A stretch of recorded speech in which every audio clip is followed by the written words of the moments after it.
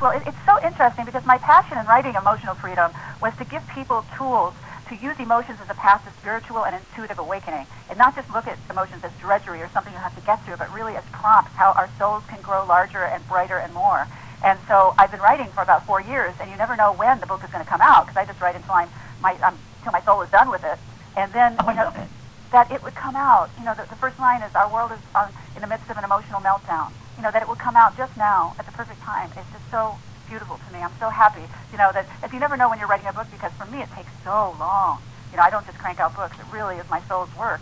And that it just is coming out at the perfect time, is just spectacular for me. Well, and when we're talking about the times that we're living in, your book addresses just everyday life for everyday people. That's what's really cool. When I was looking through it, it's just fabulous, because this time is very volatile and it is very stressful.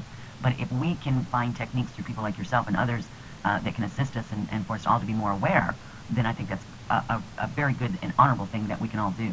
Oh, yes, and it will free us from getting sucked up into the muck of negativity. It's so easy to do. People do. They go right into that vortex of negativity and swirl for years. And we can't afford to do that now. We need to learn skills how to navigate out of that vortex. And, I'm a psychiatrist. I'm also an intuitive. So I combine traditional medicine with intuition and spirituality. And I bring those sensibilities into the realm of emotions. And the reason this is so important is that there's so many sensitive people out there on the spiritual path who are emotional sponges, who tend to absorb all the negative energy in the world now into their body, and they're suffering, they're depressed, they're anxious, they're tired, they're ill. And so in the book, I wanted to teach people how to maintain your exquisite sensitivity at the same time and not absorb all the negative energy and the fear and the worry that's surrounding our, particularly the United States and the globe, so that we can, be the light bearers and hold the energy so we don't go under. Well, and I think it's interesting that the statistics show us how many prescriptions every year for things to combat depression, like Prozac and things like that. I was just sickened by the stats when I was reading them. That's just amazing. Well, yeah. In the beginning of the book, I wanted to make a point that over 30 million people have been prescribed Prozac in the last year. That is a lot of people who are feeling depressed. When you think about it, and Valium is the biggest selling drug in the history of all drugs. And what does that say about us? We need to really learn how to work with ourselves and our emotions in a much more empowered way. Not that I'm totally against medication, because as a psychiatrist, again, I combine traditional medicine with the other realm, and if medication is appropriate, I will prescribe it in addition to the other techniques I'm talking about in Emotional Freedom, so that people can learn not to absorb the negative energy of others. However, I believe that our emphasis primarily needs to be on working with the energies we have and working to transform fear, because that is such a big thing that has bogged humankind for millennia. That we get afraid, we go through terrible times, everybody panics and loses their center. And, that was very well said, and that's exactly right. People do panic because they don't know where to turn or what to do. But, with the work that you've done here, you will be giving them some very concise information on how to draw within the self. And that kind of brings me to some of the techniques. Because in here you talk about, I'd love to hear, because I've talked about this before, is how to combat emotional vampires. I call them energy vampires is what I call them. And maybe I'd like you to kind of expound on that, and then how maybe people can identify those kind of people in their lives and what they can do. Oh, that's so important. Emotional vampires are people who can suck your energy dry. And if they're very negative, then when you're around that negativity, you'll start being brought down by it, and then that will affect your mood and your emotions. And so it's important to learn how to identify emotional vampires and then have strategies to deal with them. And I have a chapter on that. I started in Positive Energy, my previous book, I started with some of them, but then I have gone on to more emotional vampires in this book that affect your emotional life. And how do you know if you're around an emotional vampire? You suddenly feel like you need to take a nap. That's a strong sign. Or you feel like your mood is changing, where you're suddenly depressed or anxious or agitated when you weren't before. But you have to use your intuition to be able to listen to your body to see how you react to people. That's very important, because I know a lot of my patients talk themselves out of their reactions to emotional vampires, where they think, oh, I'm being neurotic, this is such a wonderful person, just look at them, why am I feeling like taking a nap, why am I exhausted? And I'm here to say intuition is not about taking a poll. It's simply about your experience with somebody, so you've really got to honor that. And also, it's chapter 5 of Emotional Freedom is called Combating Emotional Vampires, How to Understand and Protect Your Sensitivity. And the reason this is so important is to be free, you can't remain naive about relationships. Some people are positive and mood elevating and sustaining, and others can just suck the optimism and serenity right out of you. Oh gosh, don't I know that? And I'm not laughing. I just can hear people going, oh my goodness, that's my, whoever around them. Yes, but you've got to trust that that is your reaction Sure. to them. If people talk themselves out of them and stay, in long relationships that they have options of getting out of because they don't trust their intuition. And anybody who is thinking about getting married or living with somebody, you must be compatible, in terms of your energy levels. That's very important. If your prospective mate drains your energy, this isn't somebody good to move in with.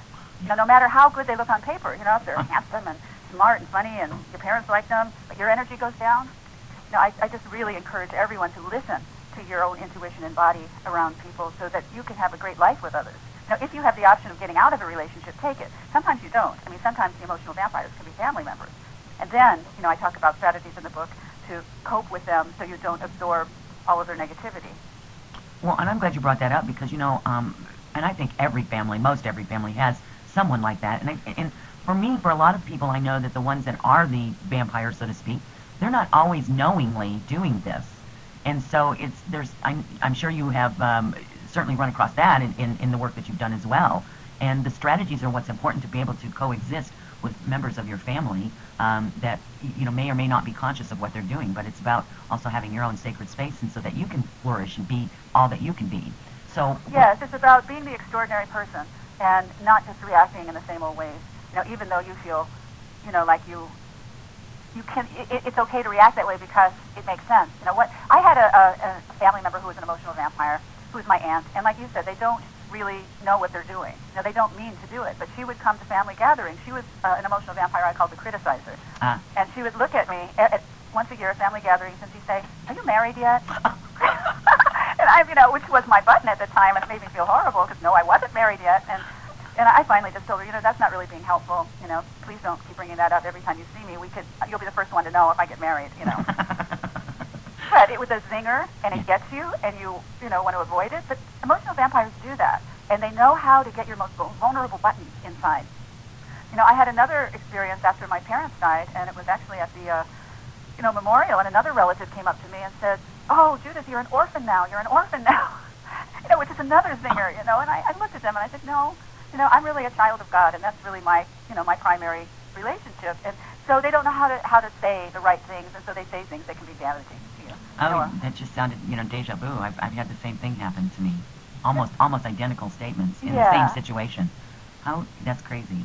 I like to tell these stories from my life, that I tell in the book because I know we all have them. And so I want everyone to know we're all in this together. And, I go back to this book, Emotional Freedom, to know what to do during the day. I'm not kidding. I go to my own book to get guidance when I forget. I love it. That's awesome. That's a heck of a statement to be making about your own work. How fabulous is that? I love it. I know. It's amazing to me that I go to my own book, but I spent so many years, condensing all of these techniques that it is the place to go for me because I do practice all these tools in my life. But, I underline the word practice. Sometimes you need refresher courses. You need to remind yourself what to do if you're around an emotional vampire instead of lashing back when somebody says something that's mean or throws you off center, to take a breath, to pause, to own the moment of your reaction instead of acting like millions and millions of people do in households every day. Because emotional freedom is about taking charge of your emotions and making a choice about how you react, and always with the intention of transforming negative emotions. Not ignoring them, not suppressing them, not making them saccharine, but transforming them, seeing what they are, transforming them to a more positive place. And in relationships, we have to be the one to do this. We cannot expect other people to do it. We have to be the ones to step up here. And what I profoundly believe is that when we make these changes in our personal lives, when we transform here in the smallest of situations in our personal lives, or the largest of situations, that ripples out to the world. And then we have a chance of having outer peace. Because I consider emotional freedom an inner peace movement. And if you could imagine millions of people dedicated to transforming fear or reacting to emotional vampires in a different kind of way, imagine that rippling out to the world. And that is my great hope. Through individual change of emotional freedom, we can really change everything on the planet. Oh, my goodness. And I couldn't agree with you more. It's taking responsibility for yourself and your reactions by educating yourself, trying to figure out what makes you tick, what is your buttons. And it really isn't as difficult as many people would think. But, we've kind of got into a society, Dr. Judith, about everyone being in a hurry. That's just the way of the world. And we just really do need to stop and just take the time. It doesn't take all that long to really stop for that moment and think before we react. of what is the best choice for the individual, for you, and that's taking responsibility instead of saying, well, that person said something mean, and that keeps that whole